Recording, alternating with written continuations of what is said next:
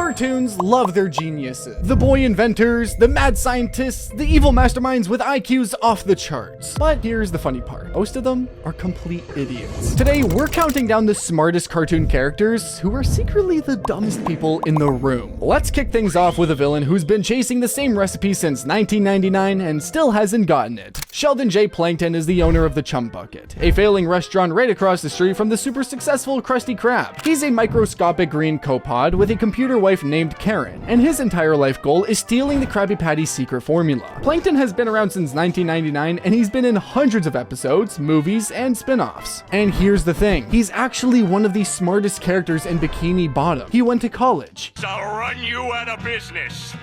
I went to college! He builds robots, mind control devices, disguises, and weather machines. He's on the same level as Sandy Cheeks when it comes to pure brain power. So why is he losing to a talking sponge? Because Plankton has a massive ego packed into a tiny body. His size makes him overcompensate, and his schemes fail because he ignores the simple stuff. In the season 3 episode Plankton's Army, he recruits his entire extended family as an evil army. His family turns out to be clumsy, dumb, and useless, but Plankton's ego makes him assume they're all geniuses like him. They actually get the formula book at one point, but it lists grounded plankton as an ingredient, which sends them running.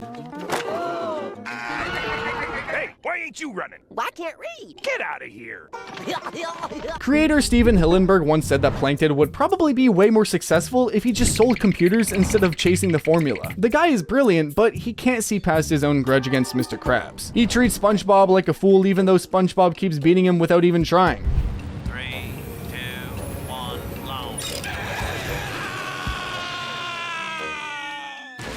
His robots explode, his disguises fall apart, his plans break down because he gets angry at the worst moments. Voice actor Doug Lawrence even described him as too smart for his own good, a genius inventor who keeps losing to a fry cook. That's Plankton in a nutshell. Now, Plankton can't beat a fry cook, but the next genius on our list can't even beat his own mom. Stewie Griffin is a 1-year-old baby. He's still in diapers, he can barely walk without wobbling, and yet this kid builds time machines, mind control devices, weather machines, shrinking rays, teleportation orbs, robots, clones, and nuclear weapons. He's got a posh British accent. Don't worry, Brian, I'll save you! But I'm a millennial, so first I have to watch a YouTube instructional video on how to do it. He talks like a college professor, and he treats his teddy bear Rupert like a war advisor. On the intelligence scale of the entire Griffin family, Stewie isn't just at the top. He's on a completely different planet. So, what's the problem? He's still a baby. His entire first few seasons revolve around 2 goals: kill his mom Lois, take over the world.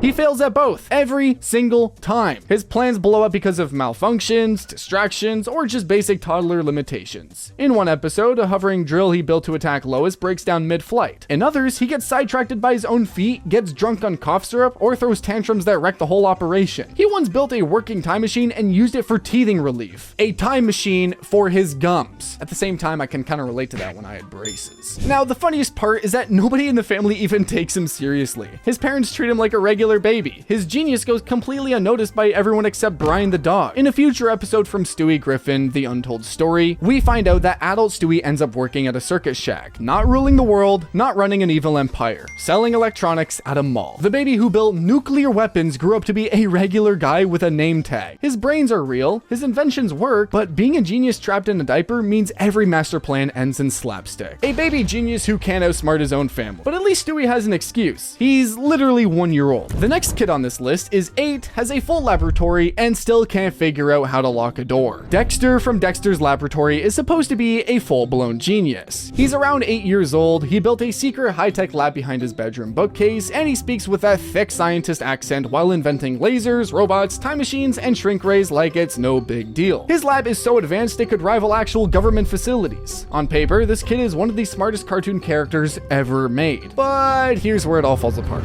Dexter has one job: keep his dumb older sister Dee Dee out of the lab. That's it. And he fails at it every single episode. This guy can build artificial intelligence and force fields, but he can't figure out how to put a lock on his door. You're so stupid! Stupid, stupid, stupid! Oh, and let's not forget, you're so stupid! Ow! Dee Dee Dee walks in whenever she wants, presses random buttons, destroys million-dollar inventions, and turns the place into her personal playground. A boy genius who invents interdimensional portals can't handle basic security. Let that sink in. No, really, let that sink in. And it gets worse. His ego is the real villain of the show. In the 1999 TV movie Ego Trip, Dexter gets jealous and builds a time machine to travel into the future just to erase Dee Dee's achievements. He ends up meeting 3 future versions of himself, all of them ruined by their own pride, and the whole thing turns into a messy time loop battle. The guy had a working time machine and he used it for sibling drama. Dexter can't keep his sister out of one room, but the next boy genius on our list makes Dexter look careful, because his inventions don't just blow up his lab, they blow up the whole town. Jimmy Neutron has an IQ of 210. He's 11 years old, he lives in a town called Retroville with his parents, his robot dog Goddard, and his 2 best friends Carl and Sheen. He can invent almost anything on the spot. Rockets, shrink rays, time machines, hypno rays, satellites made from toasters. You name it, Jimmy can build it in about 5 minutes. 3, 2, 1. Got a blast. When he focuses, he can outsmart adults and even aliens. So here's the problem. Every single episode of Jimmy Neutron starts the same way. Jimmy invents something, Jimmy doesn't test it. Jimmy doesn't think about what might go wrong. And within 10 minutes, his inventions has destroyed half the town and put everyone in danger. The guy has zero foresight. He skips safety checks, he skips basic thinking, and he just builds first and panics later. The biggest example is the original Jimmy Neutron Boy Genius movie. Jimmy builds a satellite and sends a message into space, hoping aliens will find it. His parents had literally warned him about talking to strangers. He ignored it. The aliens, called Yokians, showed up and kidnapped every parent on Earth to use them as sacrifices. Jimmy's quote-unquote genius move caused a planet-wide kidnapping. And this just keeps happening. In the end, men, his ego leads to mutating his own friends with powers they can't control. In tons of other episodes, his inventions work too well and create worse problems than the ones that he was trying to fix. The show's entire plot engine is Jimmy messes up, Jimmy fixes it. He never actually learns. His intelligence is real, but his lack of common sense turns every good idea into a disaster.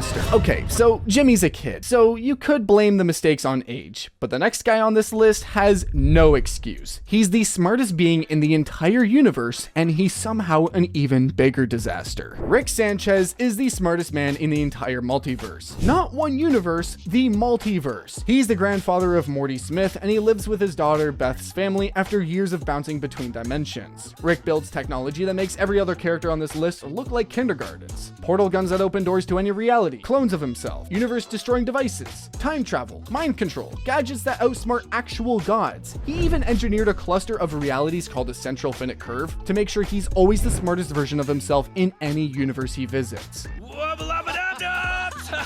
Yeah! So with all that power, why is Rick's life a complete disaster? Because he's a hopeless alcoholic, he's emotionally broken, he holds petty grudges against people who barely matter, and he uses his "nothing matters in an infinite multiverse" line as a shield to avoid dealing with his own feelings. His intellect is wasted on being miserable, and he ruins every relationship he has. The best example is the season 3 episode Pickle Rick. To get out of family therapy, Rick turns himself into a pickle. A literal pickle. His escape plan involves building a mech suit out of rat parts and wiping out an entire special forces team. It's a masterpiece of engineering, and the whole thing happened because he was too emotionally immature to sit through a therapy session with his family. His intellect went into avoiding a conversation. In the Rick Shank Redemption, Rick pulls off a genius prison escape against the entire Galactic Federation. But the reason he did it was personal revenge, and he ends up destroying whole civilizations in the process. His whole "nothing matters" speech gets exposed as a lie because he clearly cares enough to throw tantrums across the multiverse. And in one of the most famous examples, Rick threw a full multiversal fit over a discontinued McDonald's Schwan sauce. The smartest being in existence, derailing reality for dipping sauce. There's also the running joke where Rick builds a sentient robot whose only purpose in life is to pass the butter. The robot becomes self-aware, asks what its purpose is, and when Rick tells it, the robot has an existential breakdown. Rick just shrugs and says, "Welcome to the club." Yeah, that's his whole personality. Godlike intelligence used for nothing but causing pain and avoiding feelings. Rick's portal gun, his most famous invention, was actually born from grief. His family was murdered appeared in another timeline, and he built the technology out of revenge. So even his greatest accomplishment comes from a dumb, self-destructive, emotional place. Creators Dan Harmon and Justin Roiland built Rick as a deconstruction of the tortured genius trope. His point is simple. Being the smartest doesn't mean being wise. Sometimes it just means being really, really good at ruining your own life. You see, Rick wastes his genius on drinking and grudges, but at least his plans technically work before he ruins them. The next genius on our list can't even get that far, because his plans fall apart before they even start. The Brain from Pinky and the Brain is literally called a super genius. He's a lab mouse from Acme Labs with an IQ over 200, which is way above any human. Every night, he sits in his cage with his goofy sidekick Pinky and plans how to take over the world. And these plans aren't small. We're talking hypnosis rays, weather machines, giant robots, cloning armies, and full historical manipulation. He quotes Shakespeare while plotting. The guy speaks like a college professor and thinks on a level no normal mind can reach. Are you pondering what I'm pondering? So why does he lose every single night? Because his plans are so fancy and so overcomplicated that they collapse under their own weight, literally, in some cases. One of the most famous examples involves a plan where he tries to steal or move the world's gold supply. The Brain, a super genius, forgot that gold is really, really heavy. The whole scheme crashes because he skipped basic physics. A child could have told him that wouldn't work. Then there's the season 1 episode, That Smarts, where the Brain temporarily makes Pinky as smart as he is, just to figure out why their plans always fail. And what does smart Pinky discover? That the problem is the Brain himself. His arrogance, his overcomplicated thinking, his refusal to listen. A full episode dedicated to calling out the main character's stupidity, and even the Brain refuses to accept it at first. Silly Willy. Narf. The same thing we do every night, Pinky. Try to get... take over.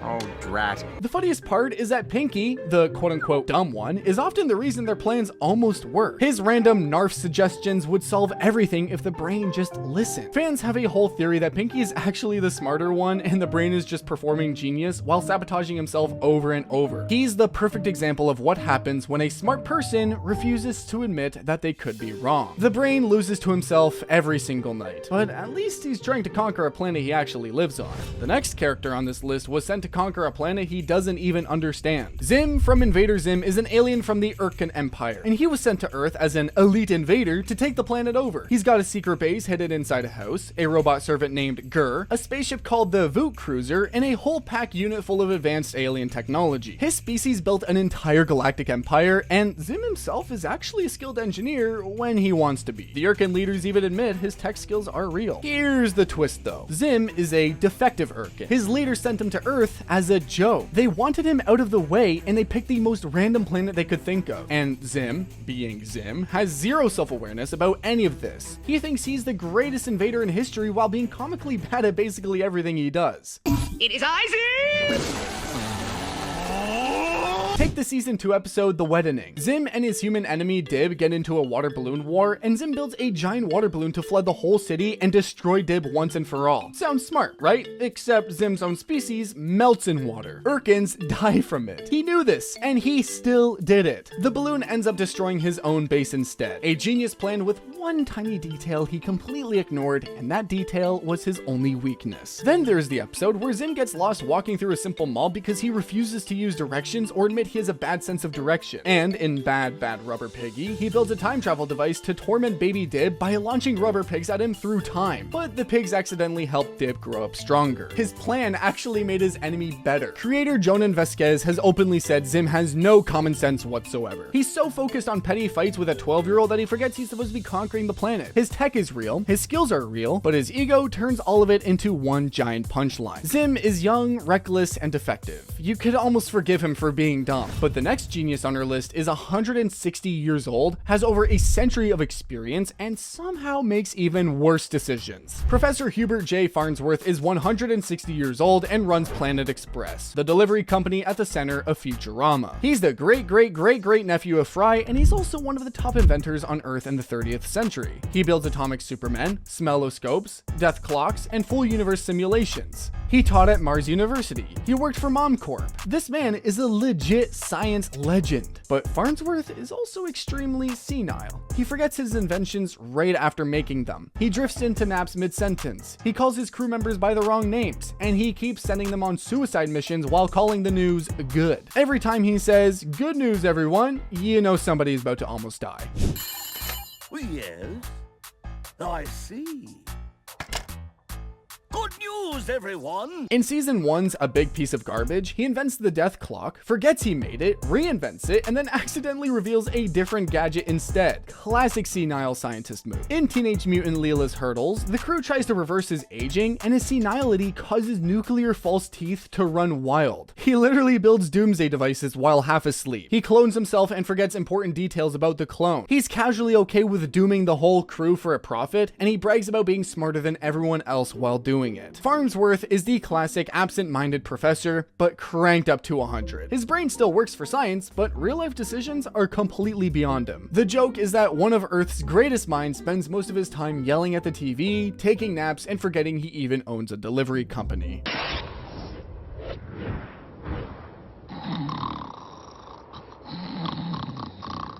You see, Farnsworth forgets his own inventions. That's pretty bad. And just recently, I learned of a modern-day Farnsworth who invented the anti-senility truss. That's you, Professor. It was off. But the next guy remembers every single one of his inventions. He just puts a self-destruct button on all of them. Dr. Heinz Doofenshmirtz calls himself an evil genius, and honestly, he kind of is. He runs Doofenshmirtz Evil Incorporated, and he builds ridiculously creative gadgets called Inators. Shrinkinator, Age Acceleratorator, Do-Overinator. The man has real engineering skills. His robots work, his weather machines work, his mind control device works. Theoretically, Doof could actually take over the tri-state area if he wanted to. So what stops him? Well, for one, he insists on putting a giant red self-destruct button on every single invention he builds. Not just the Inators, everything. His coffee maker has one. His TV remote has one. He even puts them on his underwear. And every single episode, Perry the Platypus either hits that button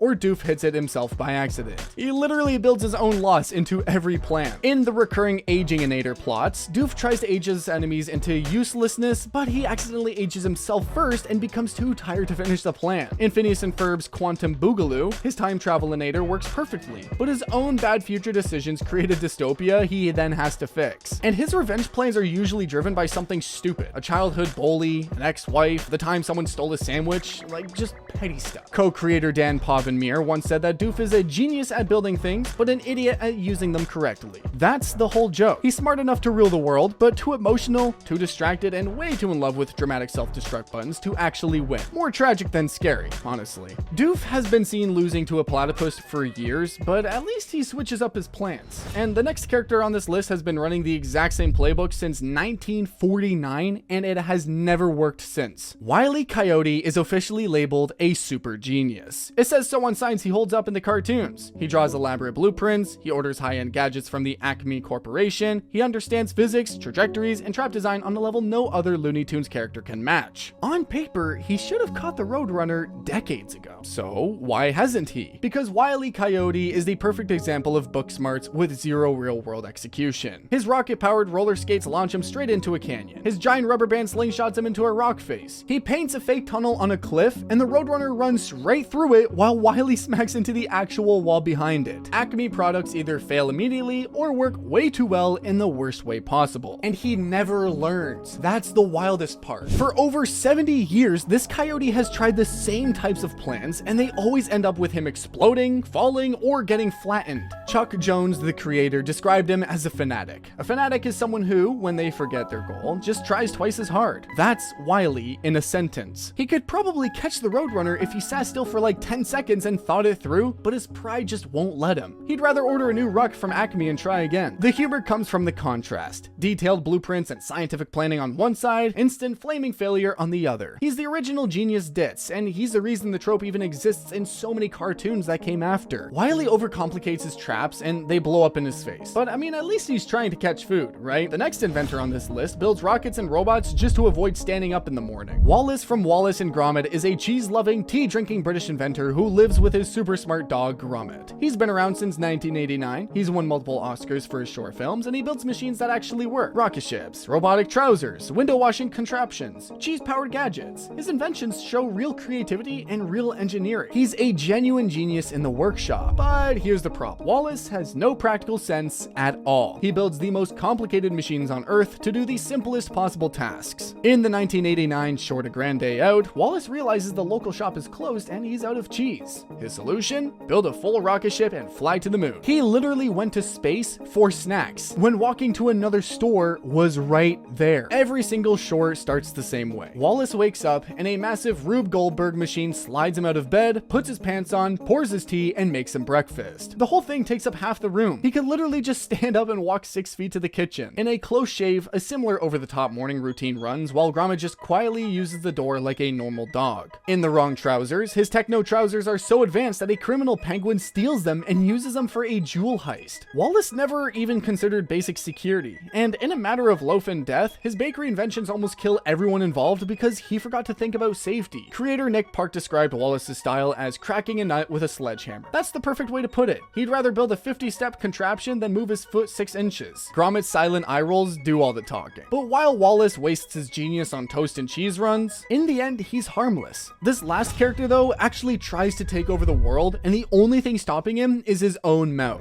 Dr. Draken is Kim Possible's main villain, and on paper, he should be terrifying. His real name is Drew Lipsky. He dropped out of college after getting humiliated at a science mixer, turned to full-time villainy, and now runs secret layers all over the world. He builds advanced robots called Beebs, nano-explosive devices, gravitomic rays, mind control serums, clone machines, and mutant plants. He's got blue skin from a failed experiment and a sidekick named Shigo, who's way more competent than he is. The man has real skills in the lab, no question. Kim, it was Draken! Draken's behind this? Okay, fine. So in Middleton, there's only one possible family. Doi.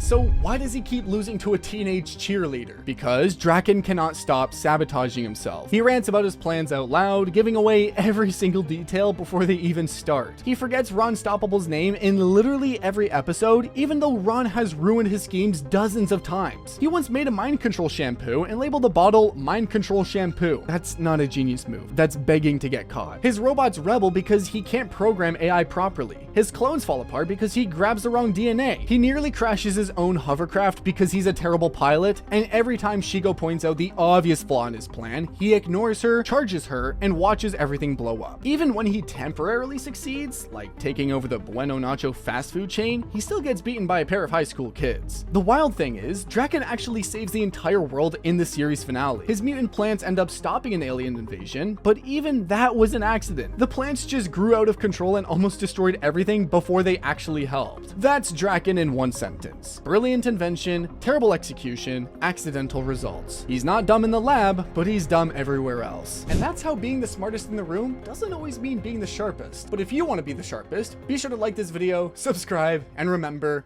learn the lore.